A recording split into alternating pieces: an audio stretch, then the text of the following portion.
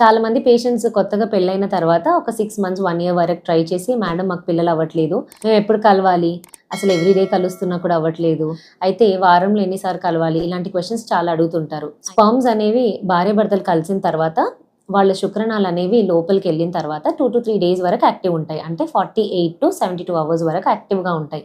కాబట్టి female reproductive సిస్టంలో గర్భసంచిలో కానీ ట్యూబ్లో కానీ ఇవన్నీ ట్రావెల్ అయ్యి ఒక 3 days వరకు అలైవ్ ఉంటాయి. కాబట్టి మీరు ఎవ్రీ 3 daysకి కలిసినా పర్వాలేదు. అయితే 3 daysకే కలవాలా, ఎవ్రీడే కలవకూడదు అనేది లేదు.